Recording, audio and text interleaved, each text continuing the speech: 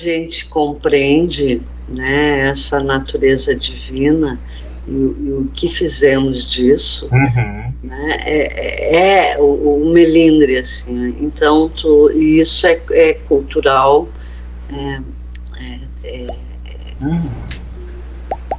ele perpassa, assim, as culturas, né, que ocupam, né, esse mundão, e a compreensão que se tem dessa natureza divina.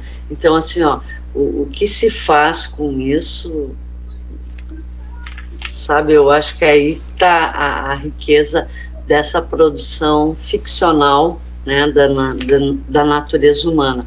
Resto o quê, assim, ó, não tem uma fórmula de dizer assim, ó, como é que a gente vai conter isso ou aquilo. Isso eu acho impossível. Pedro. Não tem esse controle. Mas tem assim, como a gente compreender do que é feito. E, né, provisoriamente, sim, simbolizar. Na medida que tu compreende, assim, ó, como isso é tecido, como tu te coloca no mundo enquanto sujeito e tu entende e adere.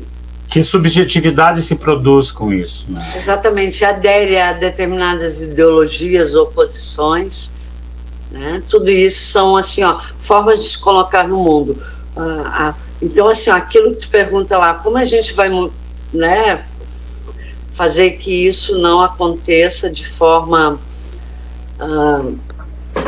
enfim, tão autoritária ou tão preponderante, assim, que conduza, né? Porque me pareceu assim que, então, esse Deus... ele precisa morrer, né? Quando Nietzsche diz Deus está morto, ele quer dizer o quê, gente? Ele não está, assim, atirando pedra na cruz. Ele está simplesmente dizendo que não existe algo ou nenhuma religião ou nada que impeça que a gente morra.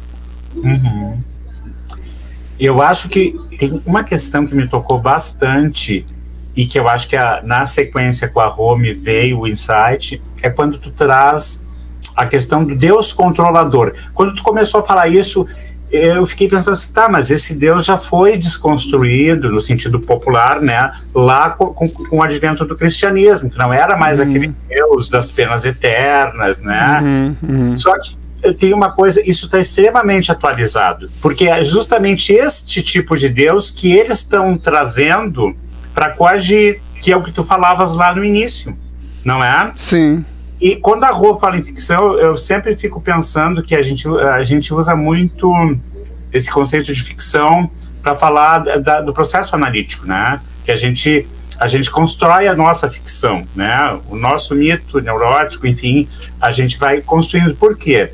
Porque as coisas, quando a gente não se analisa, a gente tem vários eventos muito soltos, né, da vida da gente, que não tem um estatuto simbólico, um encadeamento, a gente não tem ainda uma consciência daquela montagem fantasmática do sofrimento da gente. O inconsciente ainda impera. É tudo muito solto. Então, o que é? A gente tem que cuidar, porque parece que a ficção é uma coisa fake. Não, né? Ela é do campo de um estatuto simbólico daquilo que não foi entendido em determinado momento e que tu tá dando a tua leitura. Não, o tempo todo ficcionamos. Claro, e isso vale para o micro e para o macro, né? Tu estava começando a falar mais do campo da... Claro. Então me ajudem, agora quero fazer uma síntese. Nós podemos, então, me respondendo da pergunta que eu te fiz, a gente poderia concluir que esse nosso ato anárquico aqui é também uma forma de subverter essa dominação, né? Refletir sobre esse evento, né? Na verdade, não existe uma saída do tipo 1 mais 1 igual a 2, mas existe um processo de buscar uma saída para fugir dessas amarras, né? Um processo de inclusive trabalhar com um nível de conhecimento não só mais elaborado, como mais libertário, né? Que eu acho que é o fundamental nessa discussão da divindade, né? Sabe, eu diria assim, não é fugir das amarras, é entender a tessitura, entender as amarras. Elas são, esse é o discurso que tu estás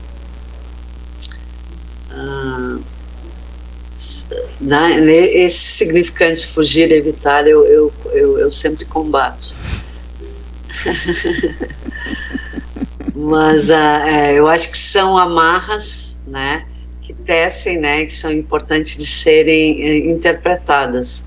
E aí talvez fazer outra tessitura, né, produzir outra cor. Porque a gente não sacrifica o sintoma assim tão facilmente, né?